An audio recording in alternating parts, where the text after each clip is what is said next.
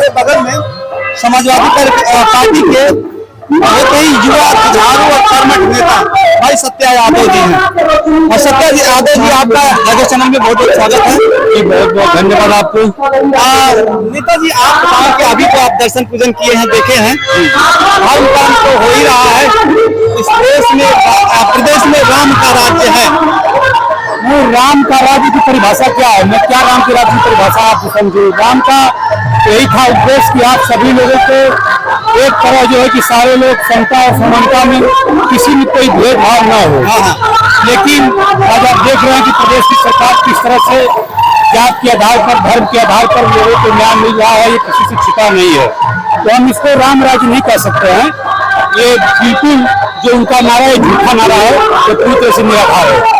अच्छा, ये बताइए कि बंगाल में बलात्कार हुआ है, बहुत हल्ला हुआ है। क्या बंगाल का बलात्कार हमको दिखाई दे रहा है?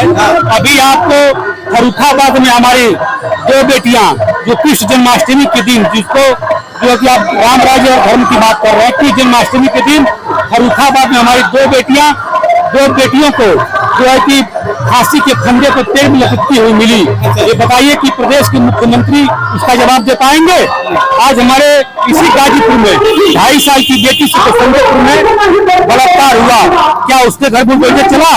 तो तमाम ऐसी घटना है कि जहाँ पर आए दिन बलात्कार की और सरकारी घटना होती है कि सरकार हमेशा भेदभाव स्वीकार करती है और वो हमेशा जो है कि जात के घर पे, धर्म के आधार पर लोगों को न्याय मिलता है। इसलिए ये राम राज की जो परिकल्पना है वो पूरी तरह से झूठ है। राम राज बैठे त्रैलोका हर्षित भय गए, सबसे ऐसा समता मूलक समाज की वादा करने वाली ये सरकार क्या?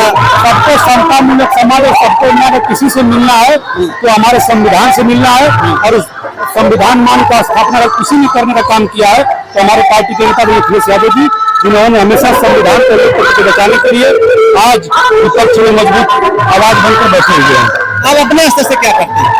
मैं अपने स्तर से, मैं छत्तीसगढ़ जिला पंचायत हूँ। यहाँ पे लोग हैं, ये जो आप खड़े हैं, तो आप वहाँ से आएंगे, आप यहाँ पे जाकर देखिएगा, मेरे कार्यकाल का बोर्ड लगा हुआ है। वहाँ से यहाँ तक बाबा कीनाराम का जो रास्ता बना है तो मैं बनवाया हूँ जब मैं सदर जिला पंचायत था। जनता जनार्दन का आशीर्वाद था, लोगों का, सभी लोगों का आशीर्वाद जब मिला तो मैं सबसे पहले वो कहीं पे काम करने का काम किया था। तो बाबा कीनाराम ब्राह्मपुर माझा की धर्मस्थली पर मैंने पूरा यहाँ से लेकर रोड तक का पूरा रोड का मरम्मत और प्लस इंटरलॉकिंग का काम मेरे कार्यकाल में हुआ है, जिसको मैंने पूरा कराने का काम किया है। और भविष्य में भी जब जनता जनार्दन का आशीर्वाद मिलेगा तो मजबूती के साथ हमेशा मैं लड़ाई को लड़ने का काम किया हूं और भविष्य में भी इस क्षेत्र के इलाके के विकास के लिए हमेशा निरंतर लड़ने का काम करूंगा। आप भी जाति, धर्म या संप्रदाय के आधार पर काम करते हैं? नहीं, हम सब लोग हमेशा समाजवादी सोच के लोग हैं। हम लोगों के दरवाजे पर जो भी गया हो, चाहे जो भी समाजवादी पार्टी सरकार रही हो, कभी भी अगर हम धर्म और जाति के आधार पर काम करते तो शायद हमारा काम कहीं और हुआ होता। लेकिन सारे लोगों ने हमको वोट दिया था और सारे जात धर्म के लोगों ने वोट दिया था। सभी लोगों ने हमें मिलकर जिताने का काम किया था, जो उत्तर प्रदेश में शायद ऐतिहासिक मतों से मैं चुनाव जीतने का काम किया था। पूर्वांचल में 11,200 की लीड थी। पूरी जनता जनार्दन ने मुझे आशीर्वाद देने का काम किया था। इसलिए मैं कोई भी काम जात, धर्म और भेदभाव को नहीं करने का काम करता हूँ। अगर हमारे सत्ता ऐसे रहे, आगे चल के मुख्यमंत्री का हम लोग दावेदार बनाएंगे। नेताजी, आप बताओ कि अभी संसदीय चुनाव बीता है, समाजवादी पार्टी और पीडीए के लोगों ने अच्छा परफॉर्मेंस दिया है, लेकिन आने वाले 27 के चुनाव में यानी यूपी के जो चुनाव होने वाले हैं उसमें क्या स्थिति रहेगी? अगर ईमानदारी से चुनाव हुआ होता तो शायद उत्तर प्रदेश में पीडीए का जो नारा था, जो अखिलेश यादव जी का, हम 50 सीट जीत कराते। लेकिन आप देखिए कैसे, चाहे फर्रुखाबाद का चुनाव रहा हो, चाहे हमारे बगल में जो है कि ये सीट है देवरिया के बगल सलेमपुर में किस तरह से हमारे पार्टी के लोग को हराने का काम किया। मेरठ में कैसे चुनाव हराया गया, किसी से छिपा नहीं है। और 27 में आप सभी लोगों के सहयोग से पूर्ण बहुमत की सरकार अभी अखिलेश यादव जी के नेतृत्व में समाजवादी पार्टी बनाने जा रही है। जो पीडीए का नारा है और मजबूत होने का काम करेगा। संविधान और लोकतंत्र को बचाने के लिए हम लोग हमेशा लड़ने का काम करेंगे और उसको हमेशा आगे ले जाने का काम करेंगे। आजाद पार्टी का लीडर चंद्रशेखर रावण क्या बसपा का ऑप्शन बन के उभरेगा?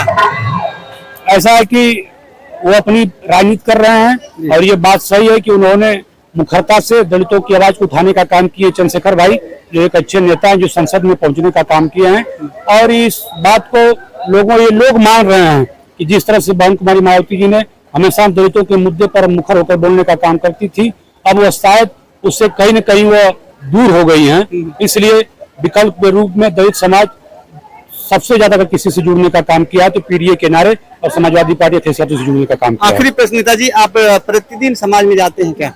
जी, हम लोगों का तो कितना अभी देखिए, अभी इससे पहले संजय शहीद का जो कारगिल युद्ध में शहीद हुए थे धनईपुर में, वहाँ कार्यक्रम था। वहाँ के बाद हम लोग यहाँ आए, फिर इसके बाद हमारे पार्टी के नेता आजाद राय हैं जिनकी पुण्यतिथि है, वहाँ भी कार्यक्रम में जाना है। ये तो हम सब लोगों का दिनचर्या छात्र जीवन से ही हम सब लोगों के अंदर ये निरंतर भाव रहा है।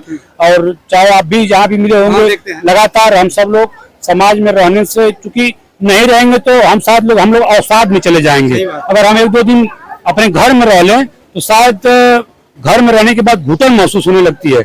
इसलिए समाज में रहना हम सब लोगों के आदत में हो गया है, हमारे नेचर में है, हम सब लोगों के व्यवहार में है कि समाज के हर उस अंतिम व्यक्ति का कैसे मदद हो पाए, उस अंतिम व्यक्ति के चेहरे पर कैसे मुस्कान आए, कैसे खुशहाली आए, इस सोच के साथ हम सब लोग हमेशा समाज में काम करने का काम करते हैं। साथ ही ये रहे सत्या जी, और ये जो है कहा जाता है गाजीपुर के युवा और संघर्षशील नेताओं में इनकी गिनती होती है। और कुछ लोग तो इनको कहते हैं कि ओम प्रकाश सिंह के फोटो कॉपी है, दूसरे ओम प्रकाश हैं। निसंदेह मैं समझ रहा हूं कि इनके क्रियाकलापों से, इनकी एक्टिविटी से, समाज की सेवा से यह कहा जा सकता है कि आने वाले दिनों में एक ऑप्शन के रूप में उभरेंगे। हो सकता है कि विधानसभा सदस्य के रूप में भी आए। हम लोगों की सारी शुभकामनाएं इनके साथ है। जय हिंद, जय भारत, जय घोष।